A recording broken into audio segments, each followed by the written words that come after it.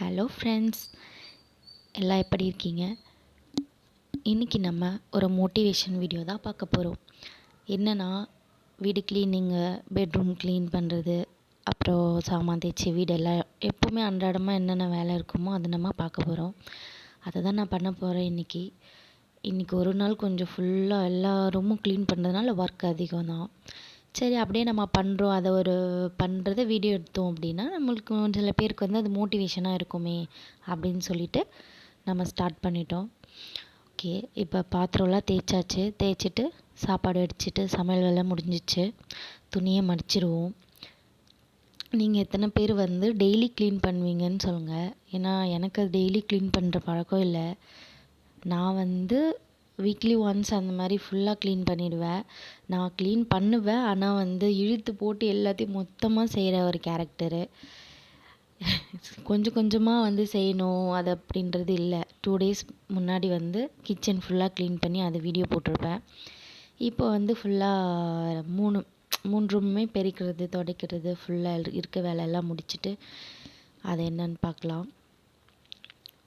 Next ரொம்ப மோசமாக அந்த ஹால் எல்லாமே அப்படியே பாப்பா இருக்கனால கொஞ்சம் நம்மளுக்கு வீடே இதுவாக இருக்காது. ஏன்னா இப்போ பாருங்கள், ஹஸ்பண்ட் அப்படி தான், நம்ம போட்ட பொருள் அப்படியே அந்த இடத்துல போட்ட இடத்துல அப்படியே போட்டுறது. அதான் எனக்கு கோவமாக வரும். இப்போ முன்னாடி எப்படி இருந்துச்சு பெட்ரூமு, இப்போ எப்படி இருக்குன்னு பாருங்கள்.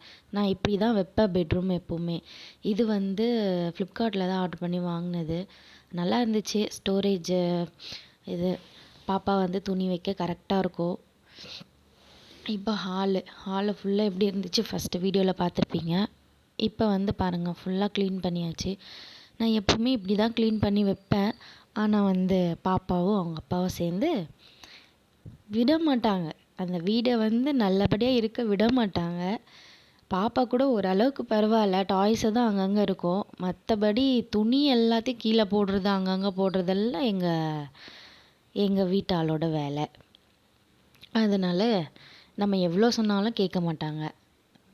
நம்ம கிச்சன் இப்படி தான் இருக்குது. நம்ம முந்தா நேற்று க்ளீன் பண்ணோம், அந்த வீடியோவும் போட்டிருக்கேன் பாருங்கள்.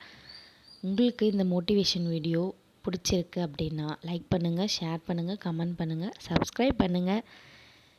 தேங்க்யூ.